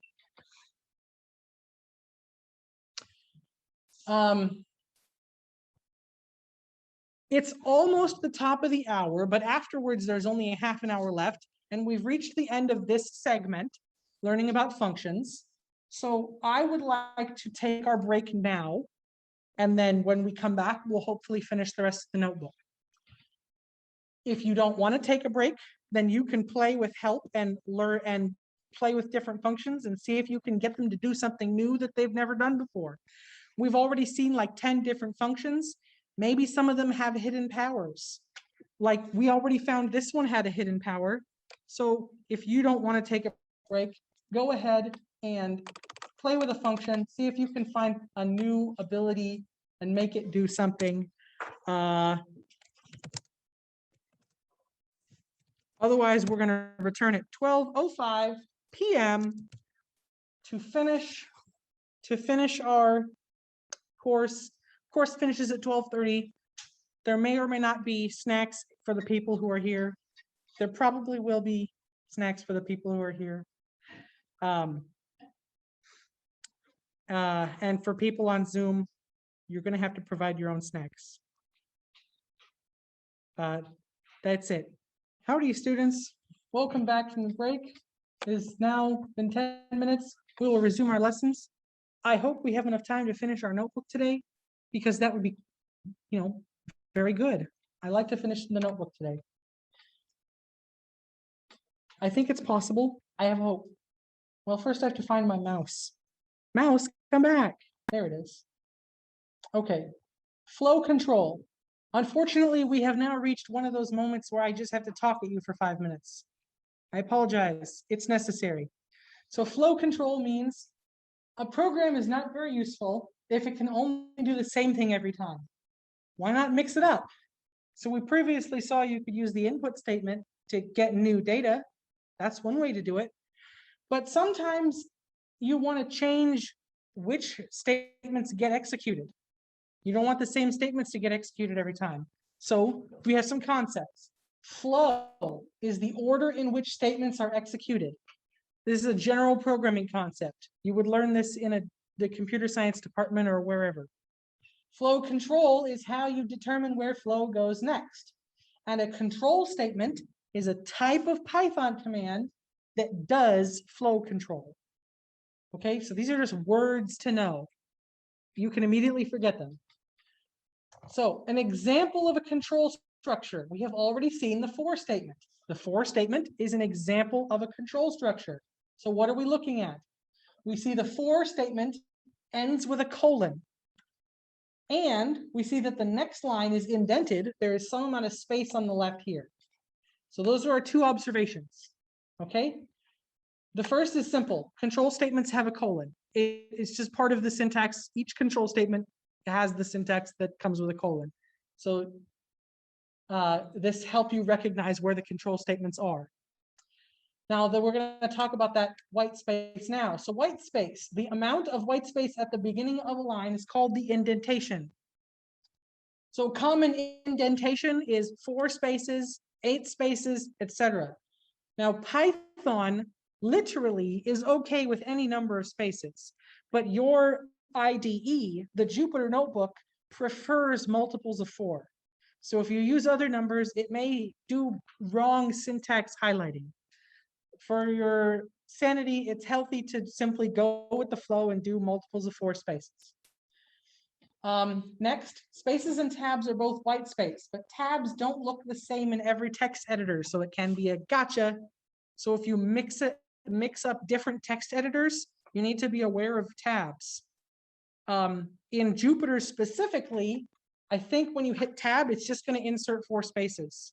So you don't have to worry about it in Jupyter. But not every text editor is going to behave that way. Now, blocks. In Python, programs are structured into blocks. A block is a group of statements that are executed together. Statements in a block have the same indentation. So all the statements that have 0 indentation are part of block 1, I guess, if you wanted to number them. They don't have names. And then if these 2 statements are next to each other and have the same indentation, then they are part of block 2. And blocks can contain other blocks with greater indentation. We'll see an example of that later. For now, this is enough. So let's see another example of a control statement. The simplest control statement to demonstrate flow control is the if statement. If looks like this. If checks an expression to see if the expression evaluates to true or false. When if has a true condition, it executes its block. Block is 1 or more lines with the same indentation. And then it will pass to the next line after that. When the if has a false condition, it skips its block and you go directly to the next line after that. So that means whether or not the block gets executed is determined by the value that happens while your program is running. So that means your program can do multiple things. And of course, observe the colon. All the control statements have the colon. So let's do an example. Let's have an if statement with an equality condition. We've seen the equality condition before. So just put some stuff in here. What do you like to put in here? You can put anything, really. Let's try putting a 1 and another 1. What happened? It printed out a match and it printed out the head. So that means all of the statements got executed. All of the 5 statements in this program, 1, 2, 3, 4, 5, they all got executed. What if we change it up? What if we make this a 2? It printed the end. It did not print a match. So what happened was if skipped its block, so it did not go and execute the print a match statement, which is the block that the if statement controls. And we go to the next line, which is the not indented one. And then it does print the end, which did execute as usual. And you can put other things here. Let's put in some nonsense. What if we put like, the print function and the none type? I don't know. Do whatever you want. Well, they're not the same, so it skipped its block. Any questions so far? Hopefully this is clear enough. You do have to get used to the way indentation works. It will get you a few times and you'll go, ah, dang it, I forgot about indentation. So here's another example, trivial conditionals. Sometimes when you're developing code, you just want to turn off a piece of code. I'll deal with you later. Then you can put it in a block and just put if true or if false, and then it will always or never execute. So let's try this. Let's try this cell. So we got the one that always executes, and we didn't get the one that never executes. So this is, you would never do this in like a deployment. Why would you even bother? But when you're developing new things, it can be handy to turn them on and off while you're experimenting, try to understand what's going on. So that's the way to do that. How about an exercise? Write a program that compares 2 numbers, print out a message that says which one was bigger. The message therefore depends on which one was bigger, okay? Because you can't have one message that's going to be correct for all possible cases. So that means we need some print statements that are in blocks that may or may not be executed. Do you understand the exercise? Please do the exercise. This will take a minute or 2, I guess. So what do we need? We need some numbers. We need some variables to store those numbers in. What do you like to name your variables? I seemingly always pick A and B. Not very interesting. What if we named them cat and dog? You get to pick, of course. There are rules, but there's also a lot of freedom. So some variables. How about first and second? Slightly less boring. So the first number and the second number. The first number can be 99, and the second number can be 101. Now we need some print statements. Print. So if first was bigger, I would do this. I would say first greater than second. That's what I would print. Oops, if I spelled it right. Oops, if I spelled it right. Okay, so that's one print statement. So when would I print that? What would be the correct condition for printing this thing? I would have to have a condition. So first greater than second, right? So if first was greater than second, if this was true, I would want to execute that statement. So how do I make that happen? If goes here, what else do we need? Colon. Somebody showed me the colon with their air pencil. Yep, I recognized it. What else do we need? Is that it? How much indentation do you like?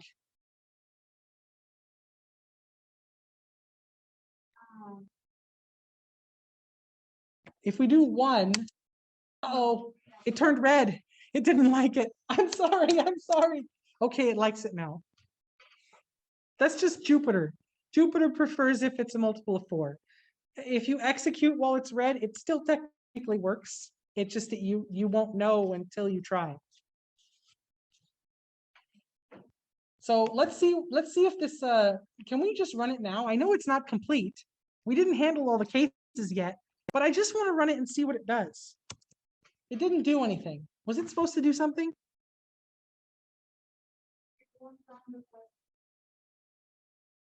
Thank you. I guess it means that we need to handle some more cases. Well, if you're a programmer, why do work when you could cheat? Da, da, da, da, da. How many cases do I want to handle? Well, we should definitely handle less than. What would you do here? I know, I'm going to switch these. That's just what I feel like doing. You don't have to do that. Can we handle any more cases? Are there any more cases that are relevant? Two numbers could be greater than or less than. Is there any other options? They could be equal. Which equals operator do I use? Double equals.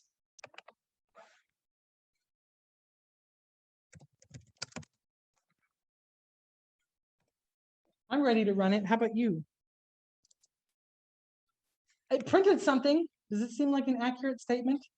It seems accurate to me. Let's change it up.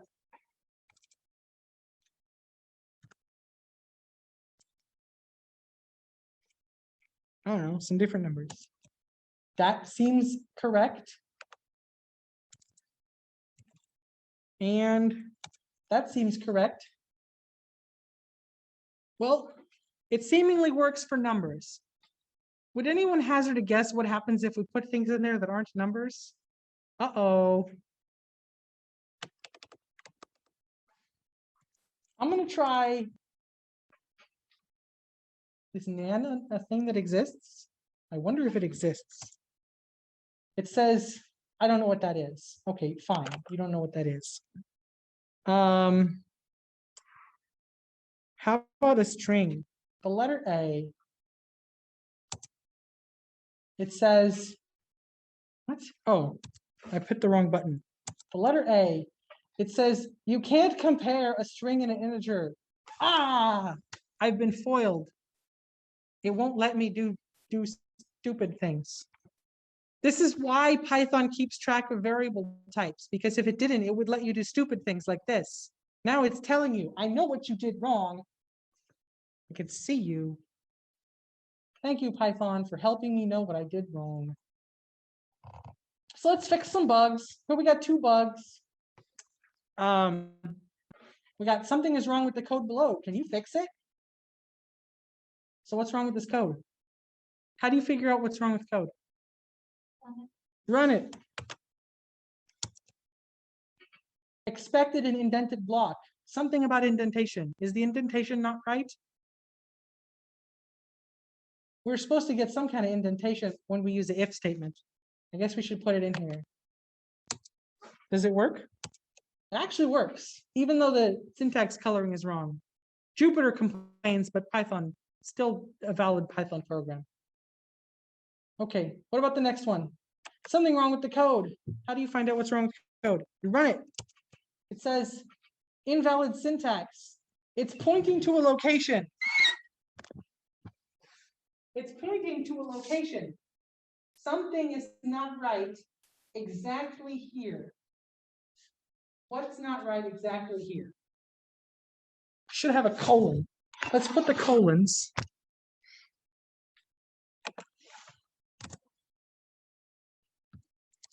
Oops, what did I do? A colon and also here another colon, because that's also an if statement, right? So here I'm showing you an example of a nested block, one block inside of another. So the if statement is in the block of the other if statement, and then the print statement is in the block of the second if statement. I hope it's not too confusing with what could happen. Either all of them could execute, or like none of them could execute, right? That's an option. Let's try it. Well, it didn't do anything, because this code makes no sense, honestly. But at least it's not an error. So we fixed the bug. Now it's just useless correct code. How about an example? I previously told you that the Boolean conversion function would pretty much convert anything to a Boolean and it wouldn't complain. Well, if is the same way. If will pretty much treat anything as a true or false. It's not going to complain. So let's try some things. So here I have a sample program, if A, now A might be a Boolean, you could put true or false in there, we've seen that. Or it might not be a Boolean. And here's the opposite, not A. We just use the logic operator not, so we get both cases. So let's put some stuff in there. What if A was 0? Does 0 count as true?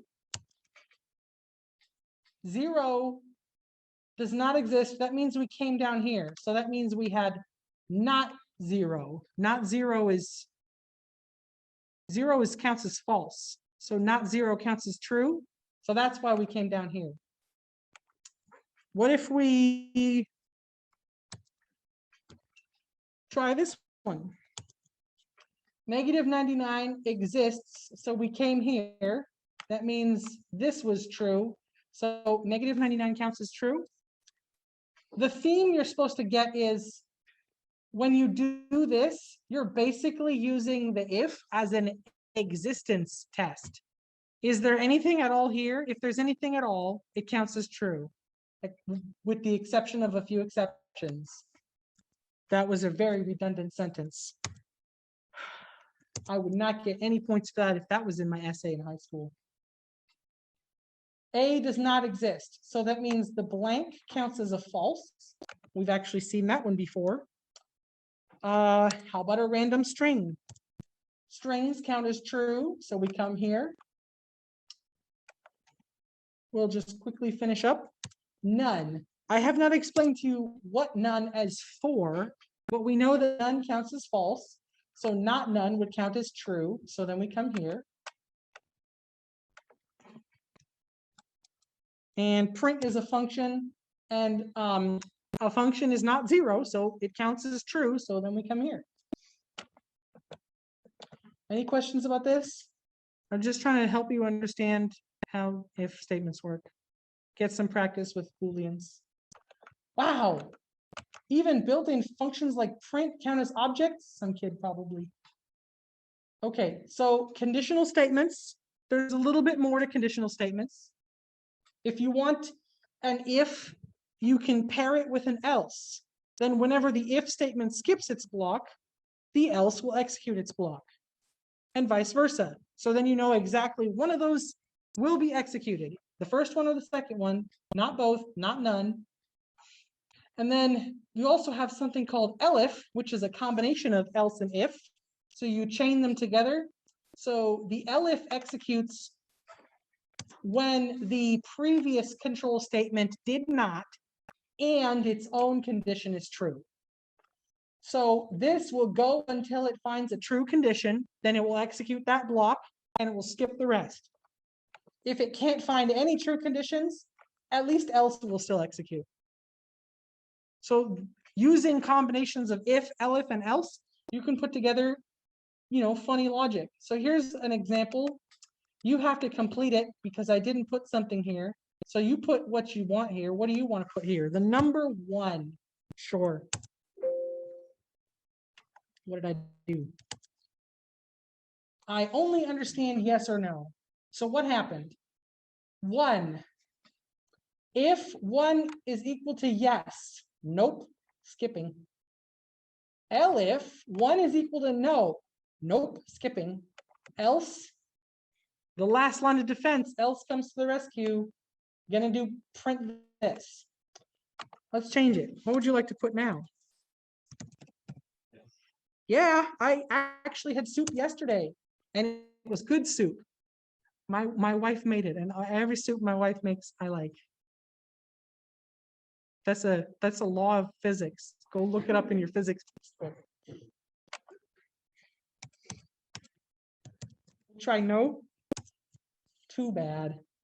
Yeah, that's how I feel when I don't have soup.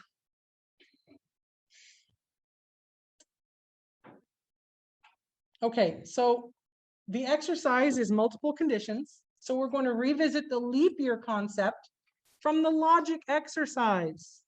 Okay, so of course, if you're a programmer, why do work when you could cheat instead? We're going to come up here and find our leap year exercise. Where was the leap year exercise? Somewhere. up here a million years ago. Back when there it is. So here's our leap year exercise. So we're gonna copy it. Now we're gonna scroll all the way back down to where we were. Oh my goodness. Probably making someone dizzy on Zoom. Here we go. Paste. So we're gonna paste. Boom. So here's your leap year exercise. But now instead of always printing true or false, we're gonna print different statements depending on what situation we're in. So how many situations do you want to handle? There's at least two. It could be leap year or not. So we have to handle at least two cases. So I need you to go ahead and hit the if, and then another one. What other control statement do we need? Would you like to use the else control statement? Let's practice. How do you spell it? Else. What else do we need? Are we done? Let's scroll back up. Why? Aha, here's an example. Else colon. All the control statements need a colon. Even else counts as a control statement, even though it doesn't do anything. It does nothing, but it still counts as a control statement. Oh, good. Jupyter already indented, so I can't forget to indent. Isn't that nice? That's why we work in an IDE. So here's a condition that could be true or false. So we'll just move that up over here into the if statement. And now we'll do some printing. Who would like to tell me what I need to print here? Rint. What should I rint down here? You like that? Not a leap yar. Leap yar. Oh, gotta be consistent. Okay, there we go. How do you feel about this exercise? Have you had a chance to try this exercise? Please raise your hand if you've had a chance to try this exercise. Okay, in chat, would you like to say yes if you have had a chance to try this exercise? Let's test some cases while we're waiting. Type error. Oh no, I got the type error. This happened to someone earlier. I don't know why this happens. I think what happened was the input function somehow got overridden with an object that's not that. And now Python can't find where in memory is the input function. So we're going to have to do a kernel restart. Kernel restart. All variables will be lost. Get out of here. We need fresh, clean variables. And now you have to wait. It says error. Why does it say error? Restart. Restarting kernel. Okay, maybe it's restarted now. Control Enter. Star. Usually the first thing you run, it has slower because it hasn't drank its morning coffee yet. So you got to wait a moment. Let's see what happens.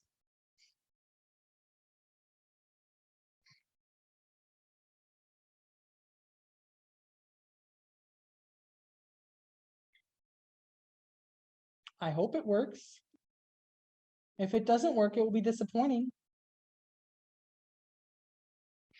So this is in fact the last minute of our course. The snacks have arrived. I will need to dismiss you. We haven't quite finished the notebook. You can see there's a couple of topics left. Look how close we are. This is the scroll bar on my screen. Ah, so close, but we didn't quite finish. There's only a minute left. This apparently is never going to run. I hit stop, I hit run again. Please? No. I will never be allowed to run my notebook again. This is the situation where you would go like, close that, get out of here. And then you would bring back your other tab. Where's the other tab? Here it is.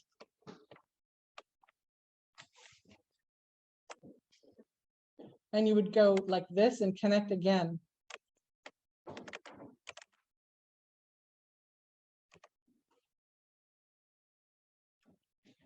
Shut down.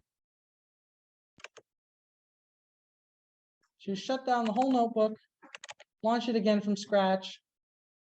Maybe it'll work. So it is in fact 12:30, which means if you have somewhere to be, then you're free to go. But I actually had a little bit of a new message. Just hold on one second, please, so I can show you my message.